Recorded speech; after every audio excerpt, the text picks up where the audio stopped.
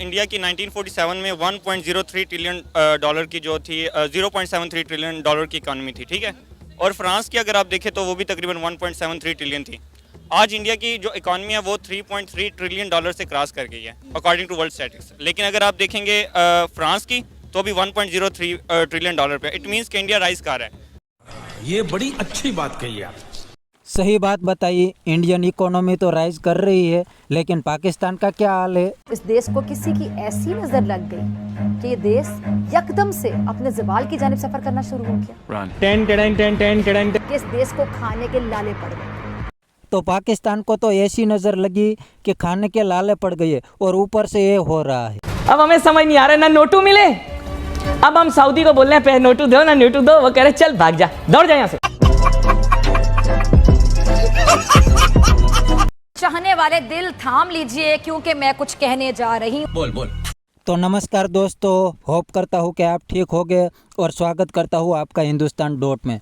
तो दोस्तों, आज के वीडियो में हम देखने वाले हैं इंडिया और पाकिस्तान ने लास्ट 75 ईयर में क्या क्या अचीव किया। तो दोस्तों, आपको तो पता ही है कि इंडिया दुनिया की 5th लार्जेस्ट इकोनॉमी बन गया और पाकिस्तानी दुनिया का सबसे बड़ा भिखारी बन गया। तो दोस्तों, बिना टाइम वेस्ट किए वीडियो को आगे देखते हैं। 2024 इंडिया के लिए बहुत ज़्यादा लकी होने वाला है। 2024 में जो है इंडिया राइजिंग सुपर पावर जो है वो बन जाएगा। और उसके बरक्स अगर हम बात करें पाकिस्तान की, तो पाकिस्तान जो है वो राइजिंग एज अ बेकारी नेशन है। क्या कहना चाहेंगे आप इस पर? जी, मैं इस पे कहूँगा बिल्कुल आप सही कह रही हैं, क्योंकि आप देखेंगे तो इंडिया की 1947 में 1.03 ट्रिलियन डॉलर की जो थी 0.73 ट्रिलियन डॉलर की इकॉनमी थी, ठीक है। और फ्रांस की अगर आप देखें तो वो भी तकरीबन 1.73 ट्रिलियन थी। आज इंडिया की जो इकॉनमी है वो 3.3 ट्रिलियन डॉलर से क्रॉस कर गई है अकॉर्डिंग टू वर्ल्ड स्टैटिस्टिक्स। लेकिन अगर आप देखेंगे फ्रांस की तो अभी 1.03 ट्रिलियन डॉलर पे। इट मीन्स कि इंडिया राइज कर रहा है। लेकिन जैसे अगर हम देख लें, हम एज अ भिखारी नेशन, इन्वेस्टमेंट उठ रही है, मुल्क आगे नहीं जा रहा, लॉ एंड जस्टिस कोई नहीं है। जब हज़रत अली का फरमाना है कि जब तक वो कौमें कभी भी कामयाब नहीं हो सकती जिनका जो इंसाफ है वो ना हो, तो जब तक हम ऐसे मामलात में रहेंगे और हमारी डेमोक्रेटिक नहीं होगी और गवर्नमेंट्स आए रोज़ तब्दील होती जाएंगी, तो इससे मुझे नहीं लगता कि कभी पाकिस्तान आगे बढ़ पाएगा। आपको पता है कुछ दिन पहले वर्ल्ड बैंक ने भी एक बयान दिया, स्टेटमेंट दी। उन्होंने कहा कि पाकिस्तान का इकोनॉमिक मॉडल जो है वो काम नहीं कर रहा। पाकिस्तान में गुर्बत की शरह दिन ब दिन बढ़ती चली जा रही है। लेकिन अफसोस की बात है, हमारा मुल्क पाकिस्तान जो है बेशुमार मदनियात से, बेशुमार वसाइल से माला माल है। लेकिन उसके बावजूद भी हम हमेशा दूसरे मुल्कों के आगे हाथ फैलाते, कटोरा लेकर उनसे भीख मांगते हुए नजर आ रहे हैं। अब आप यकीन करें, शर्मिंदगी होती है, क्योंकि इंटरनेशनल लेवल पर हमारे सियासतदानों ने हमारा इतना गंदा इमेज बना दिया है कि ये लोग तो हर मुल्क में सिर्फ मांगने के लिए जाते हैं। अच्छा, तो हमें ऐसा बेकारी नेशन डिक्लेयर कर दिया गया है। एग्जैक्टली आप सही कह रही हैं, मैं भी इसके ऊपर इत्तेफाक करूंगा। लेकिन इसमें जस्ट आप ये कह लें आपके सियासतदानों का कोई मसला नहीं है। आप अगर देखें अकॉर्डिंग टू वर्ल्ड स्टैटिस्टिक्स, अगर आपकी 50% से पॉपुलेशन ज़्यादा है, 50% पॉपुलेशन ज़्यादा अच्छी है, लाइक वो अपना काम अच्छा कर रहे हैं, ईच एंड एवरीथिंग ईमानदार हैं, करप्ट नहीं है, तो इट मीन्स आपका मुल्क अच्छी तरफ जा रहा है।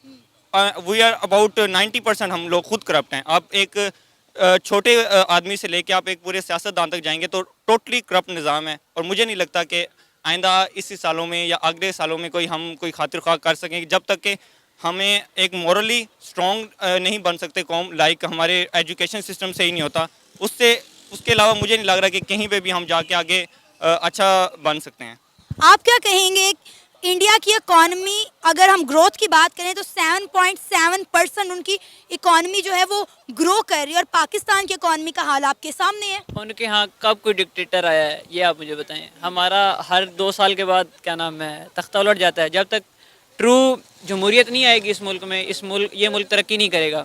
कोई भी आज तक हमारा कोई भी वज़ीर-ए-आज़म ऐसा नहीं गुजरा जिसने 5 साल पूरे किए, जिसने अपना टेन्योर पूरा किया, ठीक है। 2 साल के बाद हर किसी को कीड़ा हो जाता है और क्या नाम है तख्ता उलट जाता है, ठीक है। कोई ये नहीं मैं कि भाई इमरान खान का सपोर्टर हूँ, नवाज शरीफ का सपोर्टर हूँ, दोनों को मिल बैठ के पाकिस्तान के लिए सोचना चाहिए। अगर इमरान खान वज़ीर-ए-आज़म बनता है, ठीक है, तो उसको ये सोचना चाहिए कि वो एक पार्टी का रहनुमा नहीं है, वो मुल्क का रहनुमा है, ठीक है। इसी तरह नवाज शरीफ को भी कि अगर वो वज़ीर-ए-आज़म बने, ठीक है, तो वो मुल्क के लिए सोचे। क्यों नहीं दोनों, आज तक मैंने कभी नहीं देखा कि दोनों ऑपोजिशन भी और क्या नाम है जो लीडिंग पार्टी होती है वो कभी भी मुल्क के लिए बैठ के उन्होंने कभी कोई इकदाम नहीं किया। हमेशा एक दूसरे की टांगें खींची हैं। जब तक ये टांगें खींचते रहेंगे तो कभी उस टाइम तक जमहूरियत स्टेबल नहीं होगी। पाकिस्तान का हल मैं जो समझता हूँ वो जब यही हाल है कि जमहूरियत जब से स्टेबल होगी पाकिस्तान तरक्की करेगा। क्यों नहीं, क्यों ऐसा क्या है, पाकिस्तान के पास क्या कमी है? हर चीज़ है पाकिस्तान के पास, बस ये है कि जमहूरियत जो है वो स्टेबल नहीं है। अब आप ये देखें ना कि इंडिया की तरक्की का राज क्या है। एक तो चलो मानते हैं कि इंडिया में पॉलिटिकल स्टेबिलिटी है, इस वजह से उनका मुल्क जो है वो ग्रो कर रहा है, क्योंकि हर सियासतदान को पूरा टाइम मिलता है अपना टेन्योर पूरा करने का, तो कुछ ना कुछ करके जाता है।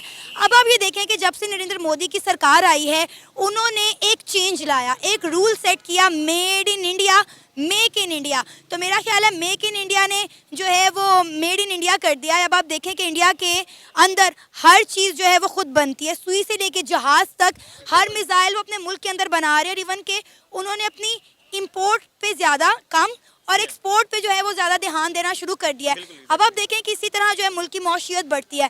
आप देखें वर्ल्ड बैंक कह रहा है कि पाकिस्तान का इकोनॉमिक मॉडल काम नहीं कर रहा, पाकिस्तान डिफ़ॉल्ट होने वाला है।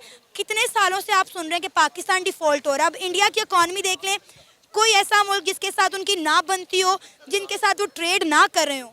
एग्जैक्टली आप देखें इंडिया के जो आप अगर वर्ल्ड के बिलियनर्स का भी देखें तो इंडिया में तकरीबन कोई 167 बिलियनर्स हैं, लाइक टाटा कंपनीज है, अडानी ग्रुप है। तो उन्होंने एक पॉलिसी बनाई है, उन्होंने एक पॉलिसी होती है कि आपके जो मेन फैक्टर होता है ना, ये नहीं है कि इंडिया वाले करप्ट नहीं है, they are most corrupted nations, हमारे जैसे ही हैं। बट पॉइंट ये है कि उन्होंने एक रूल्स एंड लॉ को और उसके बाद जो उनके इकॉनमी जो इन्वेस्टर्स था उनका एक एतमाद जीता है। और बीइंग उनके एक 1 बिलियन से ज़्यादा आबादी होने की वजह से, 1 अरब आबादी ज़्यादा होने की वजह से इनको एक वो भी एज मिल जाता है कि उनकी लेबर जो है वो सस्ती होती है।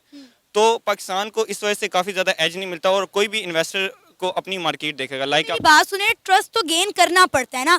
अगर इंडिया ने इंटरनेशनल मार्केट का ट्रस्ट गेन किया है तो आज पूरी दुनिया उसमें इन्वेस्ट कर रही है। अच्छा, ठीक है।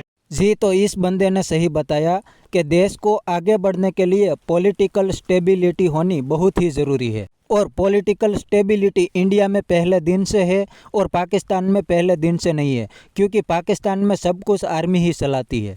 पाकिस्तान में इलेक्शन तो सिर्फ दुनिया को दिखाने के लिए होते हैं। प्राइम मिनिस्टर तो इलेक्शन से पहले से ही फाइनल हो जाता है। और दूसरा ये रीज़न है कि इंडिया ने पहले दिन से एजुकेशन पर फोकस किया और पाकिस्तान ने दुनिया भर के मदरसे खोले। तो आज दोनों कंट्री को अपना आउटकम मिल रहा है। इतना ही नहीं दोस्तों, अभी वर्ल्ड बैंक की एक रिपोर्ट आई थी, उसमें पाकिस्तान के इकोनॉमिक मॉडल को फेल्ड मॉडल बताया गया। तो दोस्तों, ये है मोहम्मद अली जिन्ना के पाकिस्तान की हालत। और इंडिया तो दुनिया की 5th लार्जेस्ट इकोनॉमी बन चुका है और कुछ ही सालों में दुनिया की 3rd लार्जेस्ट इकोनॉमी बन जाएगा। तो बस दोस्तों, ये थे पाकिस्तानी लोगों के रिएक्शन। आज के लिए इतना ही, मिलते हैं नेक्स्ट वीडियो में।